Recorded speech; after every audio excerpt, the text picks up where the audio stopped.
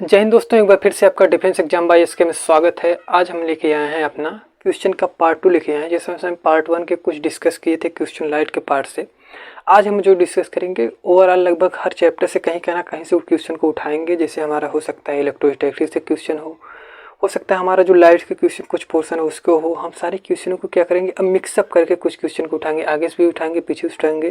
क्योंकि इससे आपको ये होगा कि क्वेश्चन को आपको जो वेरिएंटेड मिलेंगे, क्वेश्चन को जब आप मिलेंगे हर जगह से मिलेंगे तो आपको दिमाग में एक बैठेगा कि हाँ क्वेश्चन यहाँ से भी आ सकते हैं, इस तरह से क्वेश्चन पूछ सकते हैं। तो हम सारे क्वेश्चनों को लेकर चल रहे हैं।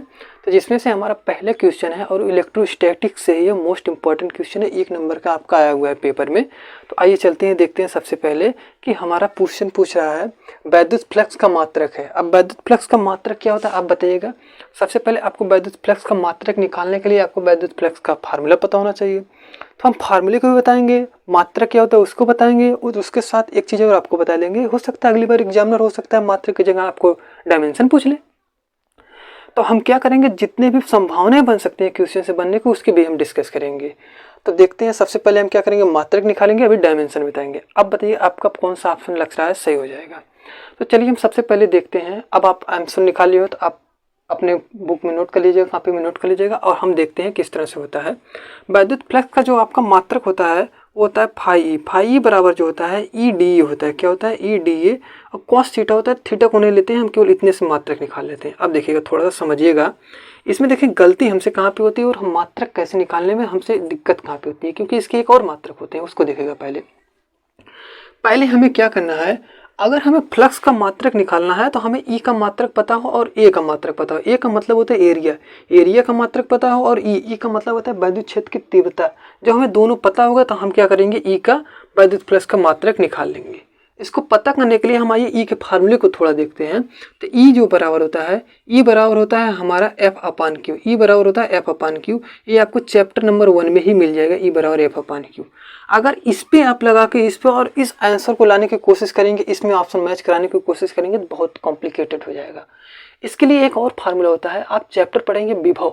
विभव वाले चैप्टर में एक होता है जिसमें आपको बताया जाता है वैद्युत क्षेत्र की तीव्रता और विभव में संबंध जब बताया जाता है, वो वाला फार्मूला लगाएंगे तो आपको आंसर निकल जाएगा। क्योंकि आंसर देखिए बोल्ट में ज़्यादा दिया है, बोल्ट दिया है, एम्पियर दिया है और एम्पियर दिया है। तो देखते हैं हम किस तरह से हो जाता है। तो हमारा तो दूसरा फार्मूला होता है ई बराबर हमारा होता है V अपान डी होता है। V अपान डी का मतलब होता है, अब देखिए यहाँ पे क्या है, F का मतलब है न्यूटन, Q का मतलब है आवेश है, आवेश का मात्रक होता है कूलाम होता है, F का मात्रक न्यूटन होता है, V होता है, V होता है हमारा विभव होता है, विभव का मात्रक होता है वोल्ट होता है, D का यहाँ का मतलब है मीटर है, दूरी से लेना है तो D भर क्या है, दूरी से है, ठीक ना। दूरी को हमेशा मीटर में नापा जाता है। अब देखिएगा इस वाले को हम ए वाले फार्मूले से लगाते हैं और आपका आंसर किस तरह निकलता हुआ देखिएगा। ई का हमें पता चल गया, ई का मात्रक हम निकाल लिए।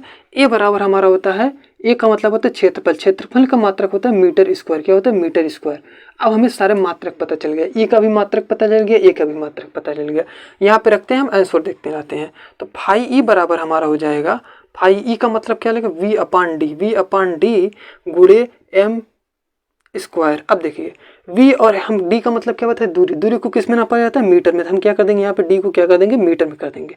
तो हमारा 1 मीटर से कट जाएगा, तो हमारा आंसर क्या मिलेगा, v अपान m मिलेगा, v अपान m।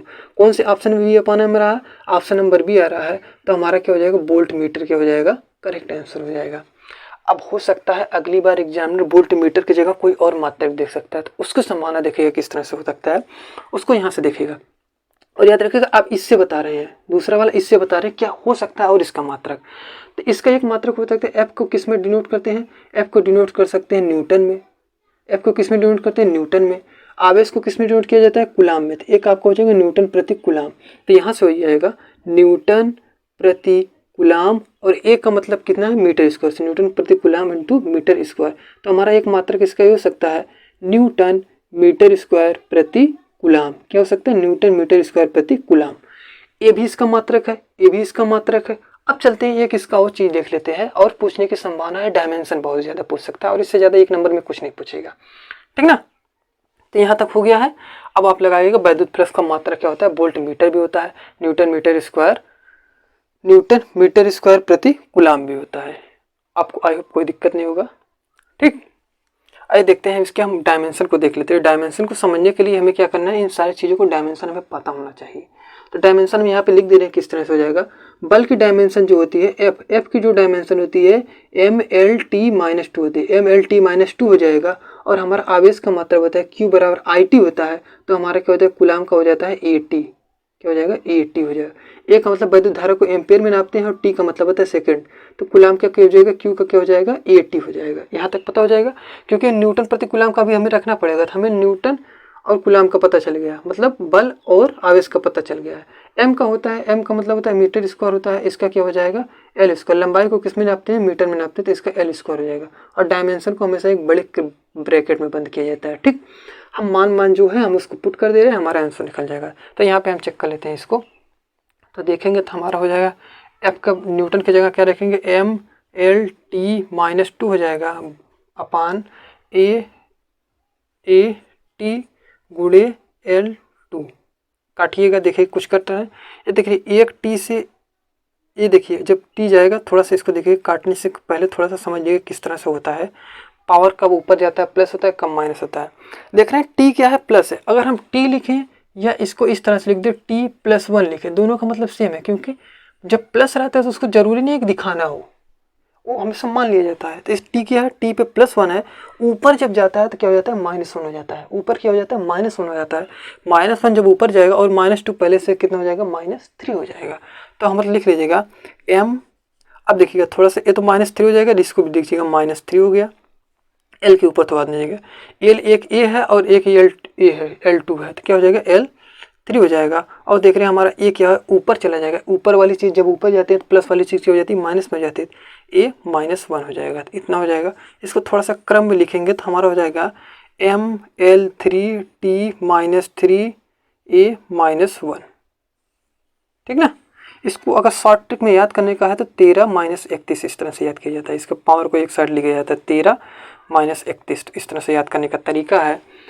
तो आई होप आपको वैद्युत फ्लक्स की सारी चीज़ें पता चल गई होंगी। हम सबसे पहले क्या बताए हैं आपको, इसमें से जो हमारा वैद्युत फ्लक्स का मात्रक हो सकता है, एक हमारा वोल्ट मीटर हो सकता है, दूसरा हमारा मात्रक हो सकता है न्यूटन मीटर स्क्वायर प्रति कूलाम हो सकता है। इसकी डायमेंशन होते हैं ML-T-3, ML2, ML3, T-3, A-1। ये तो हमारा था डायमेंशन। तो हम डायमेंशन को भी कवर कर लिए हैं। अब चलते हैं अगला क्वेश्चन देखते हैं। और क्वेश्चन को मोस्ट इंपॉर्टेंट, हर क्वेश्चन को मोस्ट इंपॉर्टेंट कर लीजिएगा, क्योंकि आपके प्रीवियस ईयर क्वेश्चन में पूछा गया है, प्रीवियस ईयर पेपर में, ठीक ना। आइए देखते हैं अगला क्वेश्चन देखते हैं।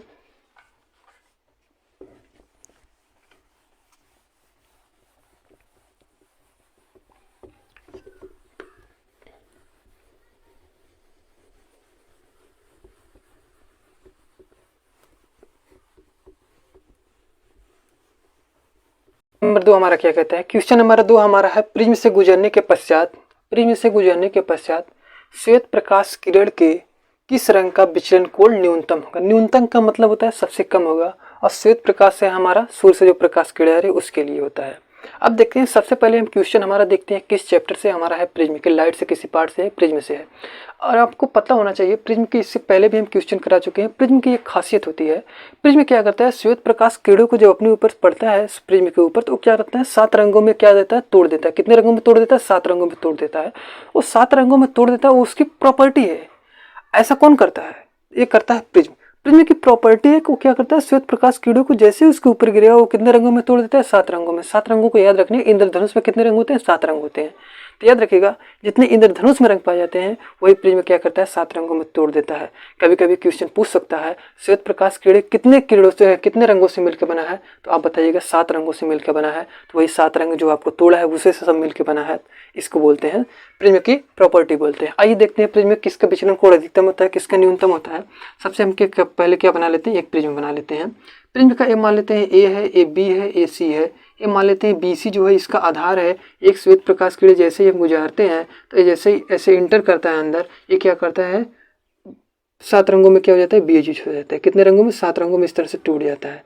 जैसे ही 7 रंगों में टूट जाएगा, 1 2 3 4 5 6 7, 7 रंगों में टूट गया। 7 रंगों में जैसे टूटता है तो ये अलग अलग, एक हर किसी की फ्रीक्वेंसी क्या होती है, तरंगदैर्घ्य अलग अलग होती है। जिसमें देखेंगे सबसे नीचे कौन होता है, विबगोर होता है, VIBGYOR होता है। यही पूछ रहा है कि न्यूनतम विचलन किसका होता है, मतलब कि जो आधार की तरफ झुकेगा कौन सबसे कम या सीधे कौन सबसे ज़्यादा निकल जाता है। जो झुकेगा वो सीधे तो निकल नहीं जाएगा। अब देखिएगा जैसे क्या होता है, भीड़ ज़्यादा है, धक्का मुक्की ज़्यादा होगी तो कौन आसानी से निकलेगा, भीड़ में जो ज़्यादा धक्का मुक्की रहेगा वो निकलेगा नहीं। आसानी से क्या होगा, निकलेगा। अगर सीधे निकलना चाहे तो बिना धक्का मुक्की के आप सीधे निकल जाइए तो आप आसानी से निकल जाएंगे। तो यही काम होता है रंगों में भी होता है। रंगों में जो धक्का मुक्की ज़्यादा नहीं करेगा वो सीधे निकल जाएगा, जो धक्का मुक्की ज़्यादा करेगा वो रुकेगा ज़्यादा, डिस्टर्बेंस होगा। तो देखते हैं डिस्टर्बेंस सबसे कम किस में होता है, लाल में होता है। और एक चीज़ याद रखिएगा, हम इससे पहले भी बताए हैं लेक्चर में, क्वेश्चन करा रहे थे, तो विचलन कोण देखना है तो किस रंग का विचलन कोण कम देखना है। याद रखिए जो बेस की तरफ कम झुका उसका विचलन कोण कम, जो बेस की तरफ ज़्यादा झुका होगा विचलन कोण ज़्यादा।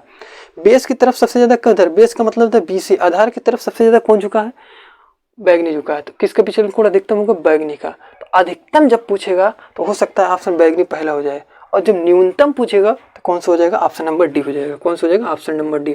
तो इस क्वेश्चन के हिसाब से हमारा कौन सा आंसर हो जाएगा, ऑप्शन नंबर डी हो जाएगा। हो सकता है अगली बार अधिकतम पूछ ले। अधिकतम किसका होता है, बैगनी का होता है। कभी कभी पूछ लेता है मध्य में कौन सा होता है, मध्य में होता है पीले को माना जाता है, मध्य में माना जाता है, किसको, पीले को माना जाता है। ठीक, तो आई होप आपको प्री में से ये भी क्वेश्चन समझ में आया होगा। अब देखिए, अब आप बताइएगा, एक कमेंट करके बताइएगा इस रंग की तरंग दैर्घ्य कितनी कितनी होती है उसको बताइएगा।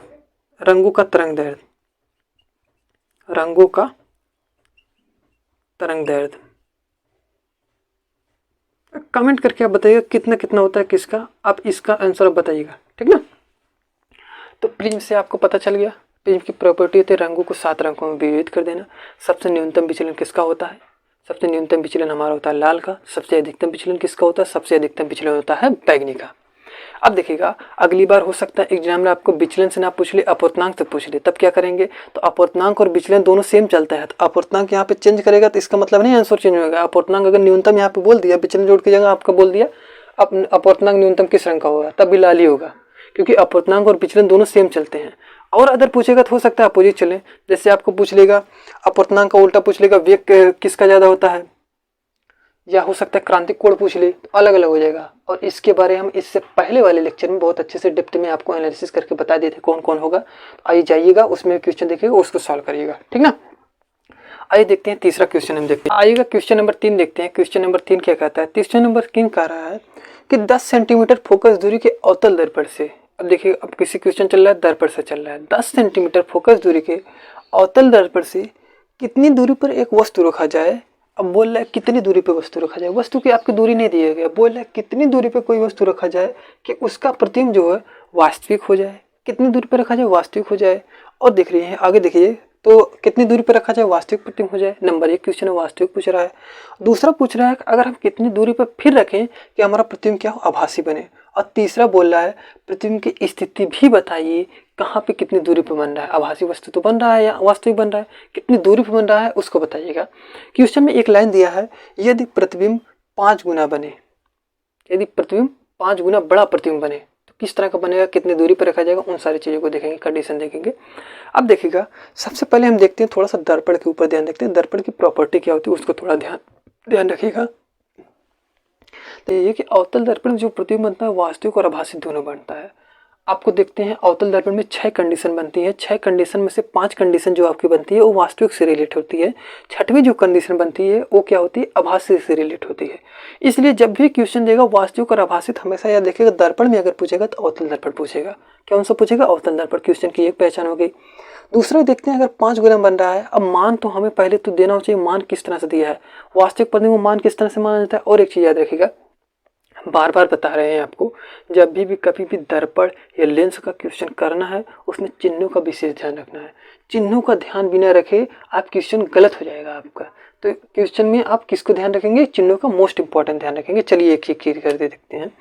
एफ बराबर हमारा दिया है, कितना दिया है, 10 सेंटीमीटर। कितना दिया है, 10 सेंटीमीटर। अब बताइएगा अवतल दर्पण की फोकस दूरी धनात्मक होती है कि ऋणात्मक होती है, तो हम लेंगे एफ क्या हो जाएगा, ऋण हो जाएगा, ऋण हो जाएगा। अब यहाँ तक समझ में आ गया ऋण कितना कैसे हो रहा है, किस तरह से हो रहा है। तो चलिए देखते हैं, यहाँ तक तो हमें समझ में आ गया। अब देखते हैं हमें क्या है, प्रतिबिंब क्या निकालना, हमें क्या है कि हमें किसी चीज़ को अगर निकालना है तो एफ बराबर होता है 1/v + 1/u होता है। कम से कम हमें 2 राशियाँ पता हों। एफ तो हमें पता चल गया कम से कम u और v में से एक पता हो जाएगा। और हमें देख रहे हैं u तो हमें दिया ही नहीं है, कितनी दूरी पर रखा जाए यही तो पूछ ही रहा है। और हमें पूछ रहा है v हमें कहीं ना कहीं दिया है, 5 गुना दिया है, वो किस तरह से निकलेगा उसको समझिएगा। हमारा आवर्धन क्षमता का फार्मूला होता है m बराबर होता है I/O। किसका होता है? I/O होता है। याद रखिएगा जो हम प्रतिबिंब रख रहे हैं किसके लिख रहे हैं? कंडीशन नंबर 1 याद रखिएगा, कंडीशन नंबर 1 लिख लीजिएगा, वास्तविक के लिए निकालने। किसके लिए निकालना है? वास्तविक। तो याद रखिए वास्तविक के लिए निकाला जा रहा है। m का मान दिया है 5 गुना, तो वास्तविक में जब बनता है तो वास्तविक में प्रतिबिंब क्या बनता है? उल्टा बनता है। कैसा प्रतिबिंब बनता है? उल्टा। तो हमारा जो m का हो जाता है -5 हो जाता है। कितना हो जाता है? -5 हो जाएगा। क्या हो जाएगा? -5 हो जाएगा, बराबर हमारा हो जाएगा I/O हो जाएगा। क्या हो जाएगा? I/O हो जाएगा। I/O की जगह एक और चीज़ हम लिख सकते हैं। क्या लिख सकते हैं? हम लिख सकते हैं, इसमें लिखते हैं -V/U भी लिख सकते हैं। तो तीनों में से कुछ भी रिलेशन बना सकते हैं, दोनों हम इसके बीच में बना रहे हैं। फिर -5 -V/U हो जाएगा। तो हम अगर निकालेंगे -5U बराबर हो जाएगा -V, यही तो हो जाएगा। माइनस माइनस से कट जाएगा तो हमारा माइनस खत्म हो जाएगा। तो यहाँ तक समझ में आ रहा है किस तरह से नोट किया जा रहा है। इसको पहले इतना नोट करिए, उसके बाद हम बता रहे हैं आपको कंडीशन। ठीक,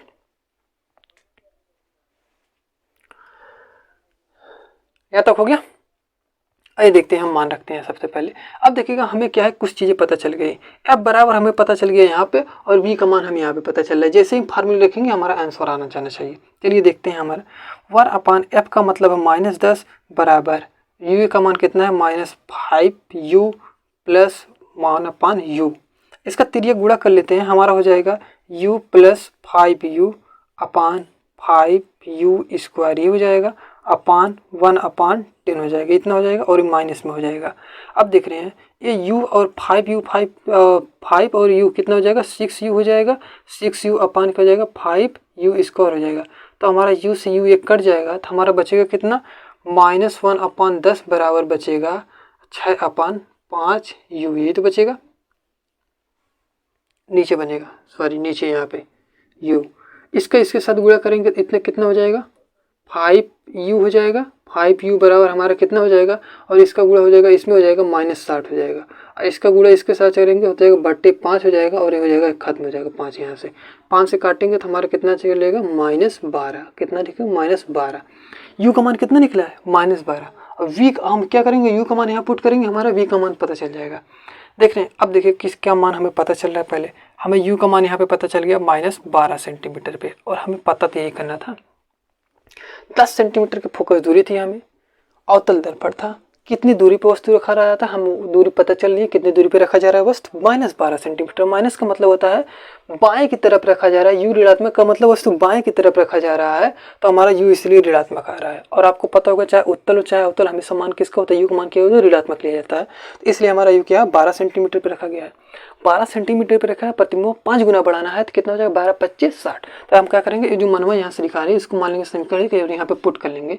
तो 5 × 12/v और माइनस यहाँ पे, तो माइनस लगा देंगे तो हमारा हो जाएगा v बराबर हो जाएगा कितना हो जाएगा? 60 सेंटीमीटर हो जाएगा। कितना हो जाएगा? v बराबर 60 सेंटीमीटर हो जाएगा। तो याद रखिएगा जब हम 12 सेंटीमीटर पे किसी वस्तु को रखेंगे अवतल दर्पण के सामने, तो हमारा कितने दूरी बनेगा? 60 सेंटीमीटर दूरी बनेगा। और कैसा बनेगा? वास्तविक बनेगा। और कैसा बनेगा? उल्टा बनेगा, क्योंकि -60 आ रहा है। आंसर देखिएगा -60 आ रहा है, और -60 का मतलब होता है हमारे चीज़ें उल्टा बन रहा है, वास्तविक बन रहा है। आपको कंडीशन वास्तविक वाला समझ में आया होगा। हमें क्या करना है? वास्तविक क्या करना है? हमें m को क्या मानना है? माइनस में मानना है। माइनस क्यों मानना है? क्योंकि वास्तविक हमारा क्या होता है? उल्टा होता है। तो वो उल्टा बनता है तो हम क्या करते हैं? m हमारा आवर्धन क्षमता निगेटिव हो जाती है, तो माइनस हो जाता है। और हम फार्मूला इसके साथ हम रिलेशन बना लेते हैं, तो माइनस इतना हो जाता है। और यहाँ पे हमारा देखते हैं इस तरफ माइनस से इस तरफ माइनस कट के हमारा 5u/v हो जाता है। f का मान हमारा दिया था 10 सेंटीमीटर। आपको पता है अवतल दर्पण की जो फोकस दूरी होती है, अवतल दर्पण की फोकस दूरी होती है ऋणात्मक होती है, तो यहाँ पे चिन्ह में ऋणात्मक लिया है। बाकी सॉल्व करके आपको आंसर निकल गया है। आई होप पहली कंडीशन आपको समझ में आ गई होगी। चलते हैं दूसरी कंडीशन देखते हैं। दूसरी कंडीशन क्या कहती है। ठीक,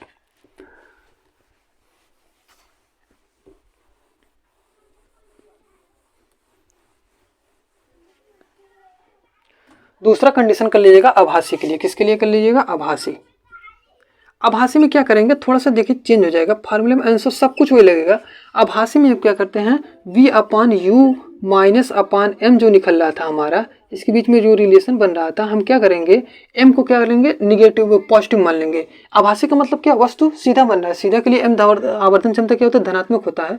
तो 5 हमारा हो जाएगा माइनस v अपान u हो जाएगा और u इसके साथ गुणा करेंगे तो माइनस 5u बराबर हमारा क्या हो जाएगा v हो जाएगा। यही तो हमारा मान निकल जाएगा।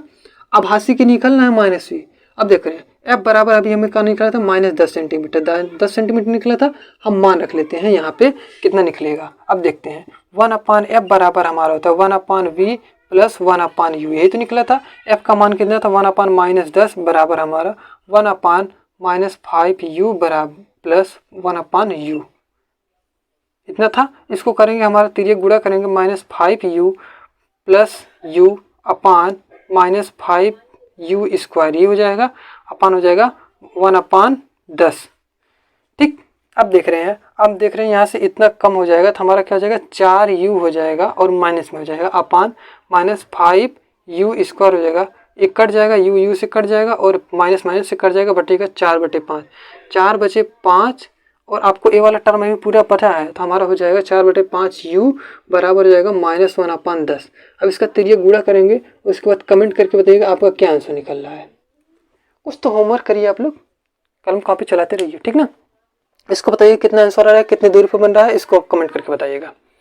अब हम चलते हैं तीसरे क्वेश्चन पे, अगला क्वेश्चन पे चलते हैं। हमारा जो क्वेश्चन नंबर 4 होगा और मोस्ट इंपॉर्टेंट क्वेश्चन होगा, इसको भी मोस्ट इंपॉर्टेंट कर लीजिएगा, ठीक ना, मोस्ट इंपॉर्टेंट है ये भी। ठीक, अगला क्वेश्चन देखते हैं, इंपॉर्टेंट है। उसमें क्या पूछ रहा है, क्रांतिक कोड पूछ रहा है, उसको किस तरह से पूछ रहा है उसको देखते हैं सबसे पहले, ठीक ना। इसको मिटाते हैं। आइए देखते हैं क्वेश्चन नंबर 3 देखते हैं। क्वेश्चन नंबर 4 देखते हैं। क्वेश्चन नंबर 4 कर रहा है y के सापेक्ष कांच तथा जल का अपूर्णांक हमारा दिया है n बराबर 3/2 दिया है और क्या है 4/3 दिया है। तो y के सापेक्ष कांच का अपूर्णांक 3/2 दिया है और y के सापेक्ष जल का अपूर्णांक कितना दिया है ANW बराबर 4/3 दिया है। साइन सी का मतलब होता है क्रांतिक कोण। क्रांतिक कोण का मतलब होता है, जब क्रांतिक कोण के लिए हमने आपको कंडीशन बताया था, जब हमारा माध्यम भी सघन माध्यम से विरल नहीं हो, जब विरल माध्यम से सघन माध्यम में जाता है, जब हमारा क्या होता है सघन माध्यम से विरल माध्यम में जाता है तो हमारा कंडीशन बनती है, कौन सी कंडीशन बनती है, क्रांतिक कोण की बनती है। तो WNG का हम पहले मान निकालेंगे। किसका मान निकालेंगे, WNG का मान निकालेंगे। WNG का मान निकालने के लिए तो हम क्या करेंगे NG अपान NW कर देंगे और दोनों को कर देंगे y के सापेक्ष, दोनों को क्या कर देंगे y के सापेक्ष, और दोनों को मान हमें जस्ट ऊपर दिया है, ऊपर दिया तो हम क्या निकालेंगे, मान निकालेंगे। ANG बराबर कितना दिया है 3/2, ANG बराबर 3/2 दिया है और ANW बराबर कितना दिया है 4/3 दिया है। क्या दिया है 4/3 दिया है। जैसे ऊपर जाएगा हमारा क्या हो जाएगा 3/2 और एक क्या नीचे वाला चीज जब ऊपर जाता है तो हो जाता है पलट जाता है तो हमारा हो जाएगा 3/4 हो जाएगा। इसका गुणा करेंगे तो 3 त्रिका 9 हो जाएगा और 4 दूनी क्या हो जाएगा 8 हो जाएगा। ये हमारा क्या मान निकला है, n का मान निकला है। कितना है, n का निकला है, या बोल सकते हैं WNG का निकला है, WNG का मान निकला है। और साइन सी बराबर हो क्या होता है, साइन IC बराबर हमारा होता है, साइन IC बराबर होता है 1 अपान WNG होता है, ये तो होता है WNG होता है। और WNG का मान हम यहाँ से निकाल लिए, WNG का मान कितना निकला है 9/8 निकला है। तो साइन IC बराबर हमारा हो जाएगा 1 अपान 9/8 और जैसे 9/8 ऊपर जाएगा तो हमारा क्या हो जाएगा 8/9 हो जाएगा। यही हमारा आंसर निकलेगा। क्या निकलेगा, यही आंसर निकलेगा। और इस क्वेश्चन को आप इम्पॉर्टेंट कर लीजिएगा, मोस्ट इम्पॉर्टेंट कर लीजिएगा, क्योंकि ये क्वेश्चन आपका प्रीवियस ईयर में पूछा गया है। प्रीवियस ईयर में क्या है पूछा गया है, इसलिए आप क्या करेंगे इसको अच्छे से नोट करेंगे और किस तरह से मान दिया उसको समझिएगा। y के सापेक्ष कांच तथा जल का अपूर्णांक क्वेश्चन में दिया है। आपको पता करना है y के सापेक्ष कांच का अपूर्णांक पहले कितना दिया है, y के सापेक्ष कांच का अपूर्णांक 3/2 दिया है, y के सापेक्ष जल का अपूर्णांक कितना दिया है 4/3 दिया है। WNG हम निकालेंगे, WNG निकालते ही हमारा क्या हो जाएगा मान निकल जाएगा। WNG जैसे मान निकालेंगे इसके बीच हम क्या क्रांतिक कोण अपूर्णांक के बीच में संबंध होता है, साइन सी क्रांतिक कोण बराबर होता है 1/n या n बराबर होता है 1/sin सी होता है, ठीक ना। इसके बाद हम प्रॉपर सॉल्व करेंगे, हमारा आंसर निकल जाएगा। तो आज के क्वेश्चन के लिए इतने रखते हैं। हमने क्या सीखा, वैद्युत फ्लक्स का मात्रक, डायमेंशन और जितने सारे मात्रक बन सकते हैं उन सारे मात्रकों को सीख लिया हमने। प्रिज्म पे हमने क्वेश्चन देखा, हमने एक बड़ा दर्पण पे क्वेश्चन देख लिया और हमने एक क्वेश्चन देख लिया कांच के ऊपर, क्रांतिक कोण के ऊपर देख लिए। अगले हम लेक्चर पार्ट में लेके आएंगे और सारे क्वेश्चन के ऊपर डिस्कस करेंगे। तो आज की क्लास के लिए इतना ही रखते हैं। जय हिंद।